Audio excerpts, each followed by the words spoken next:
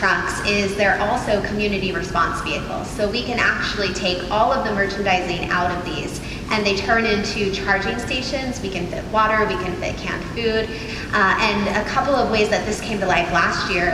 One example is in Houston after the hurricane. We were able to just load up our trucks and just show up outside of one of the largest shelters and just be a place for families to hang out. We literally had games set up and the kids were all around. We had water, we had snacks, we had charging, but people lost everything. So they also had a way to get their device. And what we believe is that T-Mobile is not about selling just a device. We are selling connections for people to the rest of the world.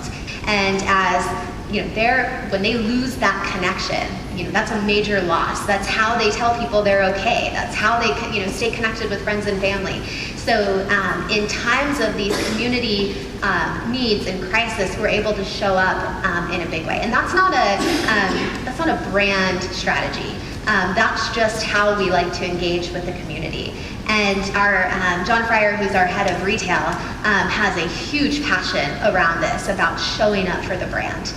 So these mobile trucks have been great. We're introducing another 30 this year, and then also playing with some experiential pop-ups as well. My favorite truck story comes out of Las Vegas. I was there a couple of weeks ago and I spoke to a mobile expert who told the story after that horrible shooting at the concert in Las Vegas. They just realized that there were a lot of people that lived in Las Vegas who were lining up to donate blood, and that their devices must be running out of batteries. And so they took the trucks to the lines of people and helped them just charge their batteries while they were waiting to donate blood. It's just a beautiful way to connect with your community. All right, so the next phase in the PhD model is human, and this is so special to us. I know I've heard a lot of people have been saying this week that our people are a special sauce, but I'm telling you, there is no other retailer in any other industry that has people like we have, and I know we're biased. But the people in our stores, again, down to the mobile expert, this culture of customer obsession is so vibrant. They will do anything to take care of our customers. We have testimonials of customers who say, we have one example of a store in Chicago where someone was there with their mother. She has Alzheimer's. She didn't know where she was. Michael Jackson came on and she just started dancing in the middle of the store. And instead of making her feel like she was out of place, our mobile experts just started dancing with her. And we have these videos of people feeling like they belong in our stores. We have stories of people who have come in and they've recently lost a child, and the mobile expert is the only person that can get them into that device to see their son or daughter's pictures for the last time, to hear their videos, and our people will spend hours with these customers to make sure they have done everything they can for them. And so we have this foundation of customer obsession. The next unlock for the human experience is expertise. And so we have invested a lot. Actually, in 2017, we kind of doubled down on human, and this year is our year for physical. But last year, we introduced this mobile expert construct, which hires employees in as mobile associates. They graduate to mobile expert. They have the opportunity to become senior mobile expert. There's a certification program that fits with that. There's incentive along the way, and then their compensation structure is modeled in a way that rewards customer experience as well. So this was a big shift for us last year, and again has paid off in many ways, especially as we introduce new categories, new adjacencies for them to sell. But one of the things that we noticed is that we needed to augment the human experience with digital experiences. So another tool that we introduced actually this year is T-Mobile Connect. And this is a side-by-side selling tool, but it's also an employee-facing tool. So the side-by-side selling tool allows our mobile experts to share all of our products, services, real-time offers with the customer. It takes some of the pressure off of the mobile expert to just memorize everything we have, and allows them to share the side-by-side tool. But then again, it's also an employee-facing tool, and there's a portal that gives them all of the information, training, communications, and you would be shocked if I told you how much we have to push out every single day. So putting that in one place has been a big unlock for us. So that's kind of the assisted digital experience. We would love for this to come to life, and one of the things we're working on too, in an unassisted way as well, where our customers can explore digital within our stores and learn more about T-Mobile. There are a couple of ways we're doing that.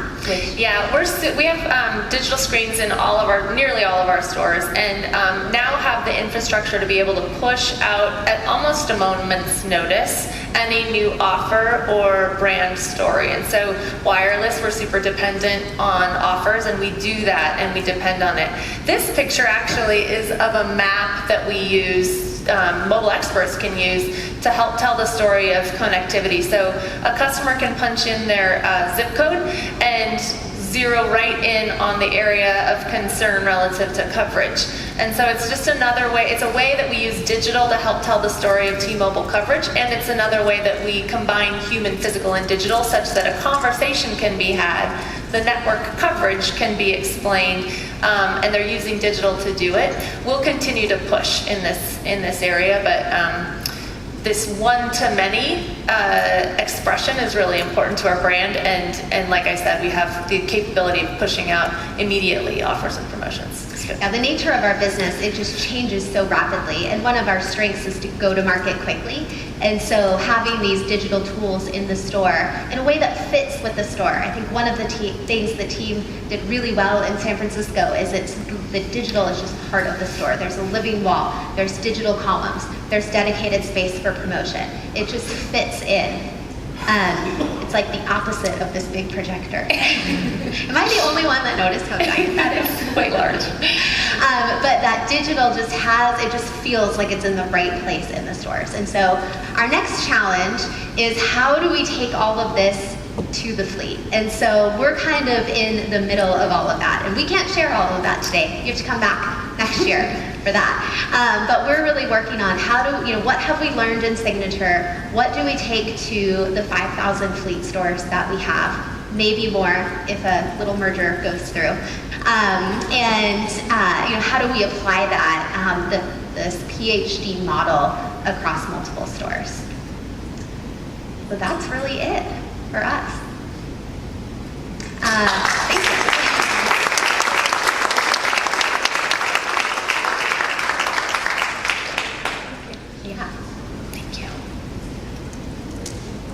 Thank you, Kirsten and Christy. That was great. A nice melding of staff, customers, customer experience, and social relations, treating them as one thing and not two things. So very interesting. So our next case study, the mobile revolution has left the retail worker behind. I'm going to ask Chris Todd, the president and CEO of Theatro, to come up and open up our eyes and talk about how innovation can address this problem. Chris? Thank you.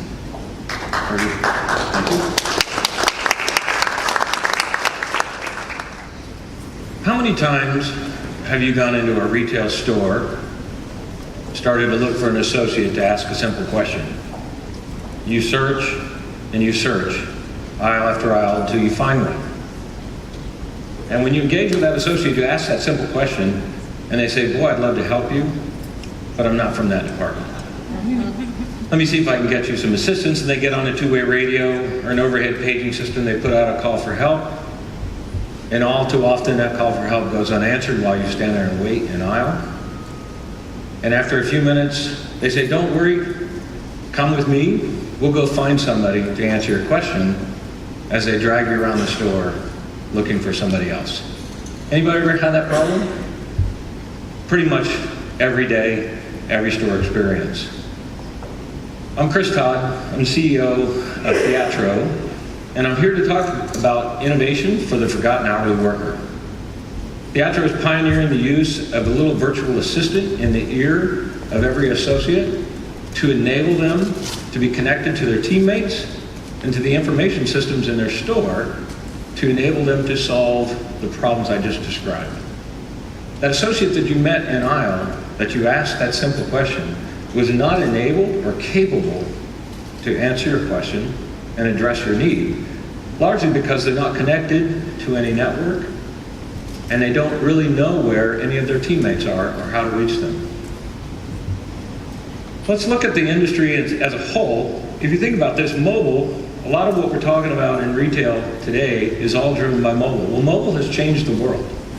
The mobile has changed the world in more ways than we will ever fully appreciate for quite a while. The U.S. economy is largely now a service economy. 79.8% of our U.S. GDP actually comes from service industries, which is made up of hourly workers. And yet this service industries that we are a part of is under siege and is being redefined by these mobile customers who are demanding, right? They're demanding instant access to information and new experiences and immediate gratification. And yet it's a really challenging thing for this forgotten hourly worker to actually respond if all they've got is a two-way radio or a paging system. We are all now connected. We're connected all the time. Everybody in this room has one of these, for sure. And you always have it with you. It's always with you. You probably sleep with it next to the bed or in the bed. Even when you take a shower, you probably put it someplace close where you can still hear it if somebody's reaching you. Maybe if you're going water skiing or swimming in a deep pool, you probably don't have it, but they'll probably come up with a way that you could do that soon. But you're always connected. If you want to reach somebody, it's easy. There's any kind of chat and collaboration apps or phone calls. If you want to do it the old way, you can reach out to anybody, your colleagues, your friends, your family, and so forth. Any information that you want, you can instantly get it. You think of it, you look it up. How many of you do that? I do that all the time. I want to know a fact, I just look it up. Right? That's our reality, except if you work in a retail store. If you work in a retail store, you're told, turn off your phone, put it away, put it in your locker, put it in the backpack, put it in your pocket, but don't take it off, and you're going off the grid. Oops. So the mobile revolution, from our perspective, has left these workers behind. You've got 32 million hourly workers across service industries. You see them in hotels, people in this hotel right here, people in restaurants, people in stadiums, in airports, gate agents, and in retail stores who are not connected to a network while they're at work. They literally are in the box and they're off the grid. I mean, reality, why do we use walkie-talkies when the world has gone mobile? A walkie-talkie was invented in 1939, a long time ago. Everybody else is connected all the time, and so forth. Well, the reality is this is done not without trying. The reality is employers of large hourly workforce have all tried, and for the most part failed, to use this device as the employee mobile device. Yes, you see these devices for mobile point of sale.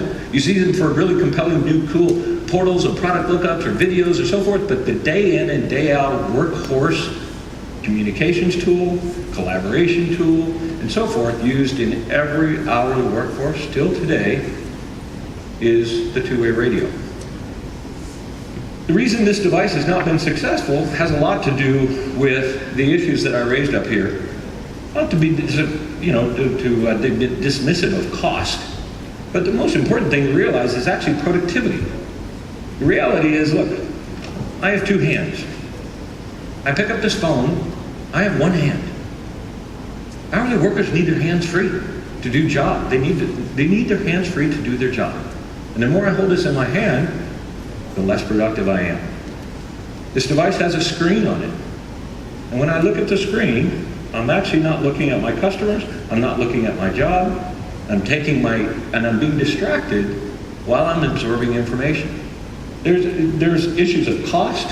Who can afford these? Right? Well, some people have done very big investments in mobile devices like this.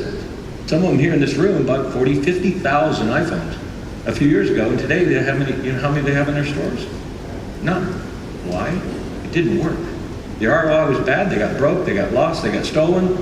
Customers complained of employees looking down at the screen all the time. I know my feeling is when I see an employee in a store and if they're by themselves and they're looking at a screen, I'm wondering, what are they doing? What are they texting? Who are they? And it could be a legit thing where they've got an employee app, but they're looking down at the screen and they're not looking around to service customers.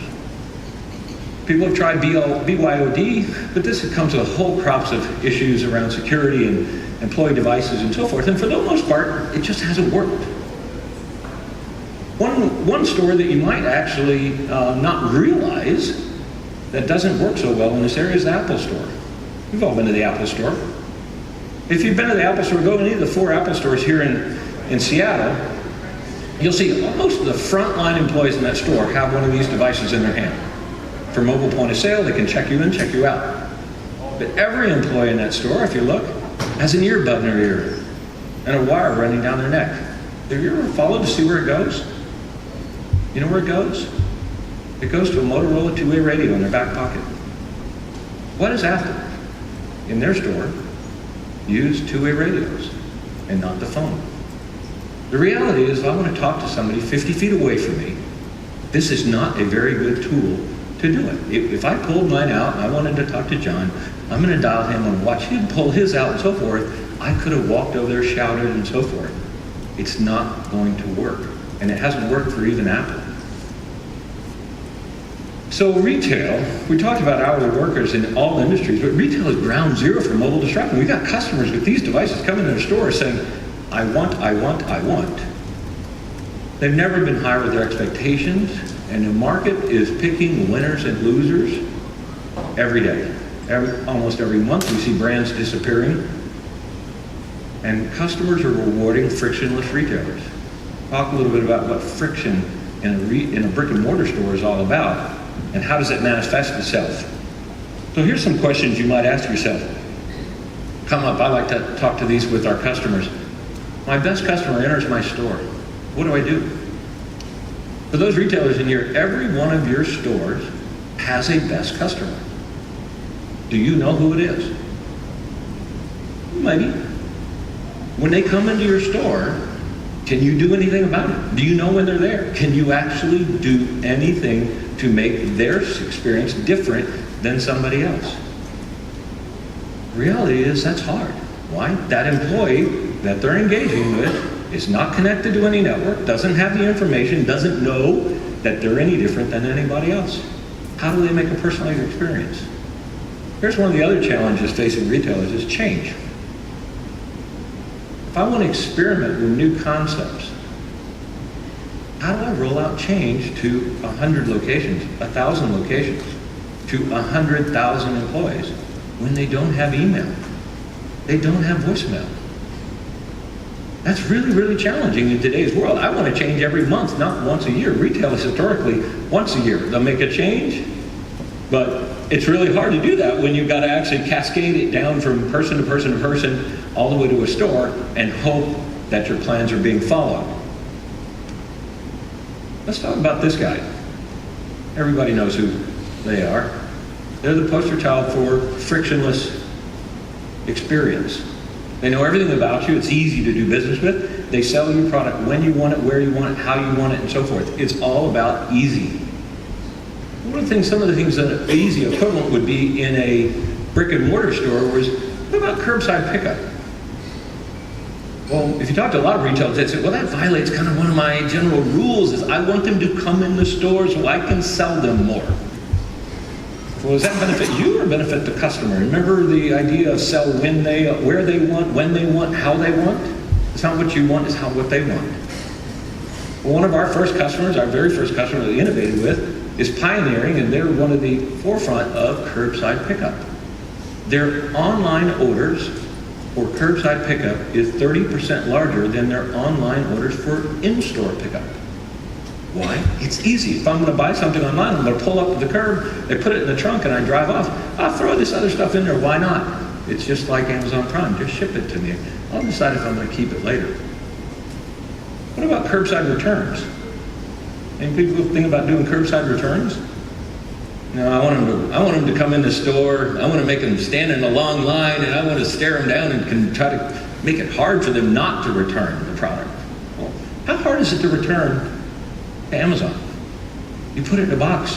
It goes away. It just goes away. That's frictionless.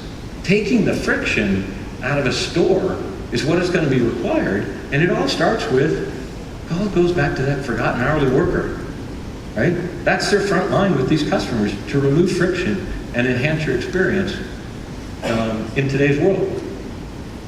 One of the ones I love to talk about a lot is this one. When you walk into almost every store today, the first thing you're greeted by is a smiling person who says, "What brings you in today?" Right? Everybody's had that before, right? What brings you in today? I'm your best customer. Why don't you know that? I shop here every week. Why don't you know that? I bought something online. Why do I have to wait in line when I bought something online? Why do you do that? What brings you in today? You know what brings you in today is in the equivalent in online? Think about this. If every time you logged into Amazon, they required you to open a new account. Think about that. How often would you go there? That's friction. That's what brings you in today. I don't know who you are. I don't know why you're here, but I'm going to be nice to you. Well, you know what? That's not going to win. That actually, the win in the future is I walk in a store and I meet an associate who I've never met before, and they know my name. They know why I'm there. They know how often I'm there. At first, you might think that's creepy.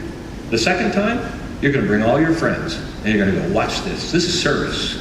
This brand is connected with me, and they service me and differentiate my experience from everybody else. That's possible. Amazon is allowed to invade your privacy and know everything about you because they do it on behalf of service, and servicing you. Customers will allow you to do the same thing in your stores if you're doing it not because you want to sell them more, if you want to service them more. Okay, and that's going to be done from that hourly worker. So what would it be like if every hourly worker was always connected all the time with mobile access? We believe that you would see an explosion of productivity apps, an explosion of instant access to personalized information. If you had an intelligent assistant that helped employees do their tasks, how to do it. You wouldn't worry about training them one time and then throwing them out on the floor and hope do it. You could be continuously updated and trained all the time. Greater management insight to data. Today, what data do you really have on employees? Hard data. You know when they clocked in and you know when they clocked out. You probably don't have much more than that. Maybe if they're at a register, you could say, well, they were probably in this location, but you really don't know where they are, you don't know where they spend their time, and you have no way to manage them if you can't measure it. And the reason is, they're off the grid. They're not connected to a network. They're in the box. You know they're somewhere in there, but you really don't know what you can do with it. We also think that if you actually enable these employees to do better, then the idea of increasing their wage would be not something you're forced to do by government. It's actually something you would want to do because their productivity could be proven and they would earn it, help you run a store more efficiently. But when they just have a radio, they don't have anything. The forgotten worker, it's all about, that's why we get into squabbles about minimum wage. So Theatro has reimagined the mobile revolution for the hourly workers. We've created this concept of if I put a little virtual assistant in my ear, think of Alexa or Siri from Amazon or Apple in my ear as my little virtual assistant. Those virtual assistant consumer bases are not very useful, right? They're more for games and funds and so forth. They're getting better. But if I put one in my ear that actually just helped me do my job better, whatever it was and so forth, we deliver it on this little mobile computer right here. This little IoT device that we give to our customers. I plug an earbud in here and I stick it in my ear, and I'm connected. I can stick it in my pocket. I'm connected to a network at all times. I can reach any of my teammates, and I can access any of my information systems using my voice. So this concept that we're pioneering, here's a good way to understand some of the capabilities is I can use it to connect with other people. If I wanted to talk to John, I'm going to say, hello, John. If I want to leave him a message, people have voicemail, they have it on our system, right? I can use it to check inventory. I can look up price, when's my break, what's my next task. Any of the things that you could do on a mobile device like this, I can actually do using my voice while I'm moving and my eyes are still focused on customers and my hands are free. I'm instantly and continuously connected to a network. All of the things that we struggle with today, like buy online, pick up in store, loyalty, task, human capital, merchandising, all become a lot easier if you actually know where every employee is at all times while they're in the store. It's a completely new concept that we're pioneering that has proven to be incredibly successful. Imagine this. Imagine what it would take if every associate could answer any question a customer had, even on their first day. Kind of sounds like a high bar, doesn't it? Well, if I had a little virtual assistant in my ear and I could ask my assistant any question and they could answer that question, I could do it on my first day, right? That's possible. I don't care if I put all that information on a tablet and I gave it to an employee and a customer asked her a question. On their first day, there was no way they could actually look it all up fast enough for a customer to tolerate that kind of a wait period. So voice is actually the future of computing. And we're pioneering this new concept. While a lot of focus on consumer, Theatro is a segment leader in this new space on enterprise. Mobile access has proven with many of our customers to do four things. One, increase revenue, increase conversion, reduction in abandonment, and so forth. Two, increase labor productivity, running a store with less labor, because you know where everybody is, they're connected to people all the time. Employees love it, and customers love it, because their service goes up. We've got very strong data that shows mobile access, I don't care how you do it, if you just get everybody connected all the time, and you create the applications that are useful to providing service, the results will follow. When we all got mobile devices like this, our productivity went up 30 to 50%. If you had to do your job today without email, without voicemail, without your cell phone, and you had to use the old landline phone and interoffice memos, your productivity would go down by 50%, I would guarantee you. That's the world of most hourly workers today in a hotel, a restaurant, an airport, and so forth. Here's some of the leaders that are unlocking the potential of these hourly workers that believe in the vision and exploring this new frontier that Theatro is pioneering. And when we have a minute left, I wanted to play a video, just a quick video of one of our customers and tell you a little bit about what Theatro is doing. I'm John Trailkill. I'm Executive Vice President of IT and Business Development for the Container Store. You know, other mobility solutions we've tried really revolved around a screen. And the power of Theatro is that it is something that is a heads-up technology that employees use while they are working on the sales floor and looking and seeing what's going on. Everything else that's out there that we have looked at requires employees to be looking down at a screen, which is not what you want when you're trying to engage with the public. You know, the needs of customers today are so dramatically different than they were a decade ago, even 5 years ago. And you see this in expectations around speed of service, around connection to information, and the fact that Theatro gives employees on the sales floor access to systems without having to use screens catches them up with the customer walking in with their own smartphone. One of the things we're most excited about is the ability to leverage knowledge across the enterprise. So for example, in the future, I know we'll be able to have employees in one store with a question be able to ask that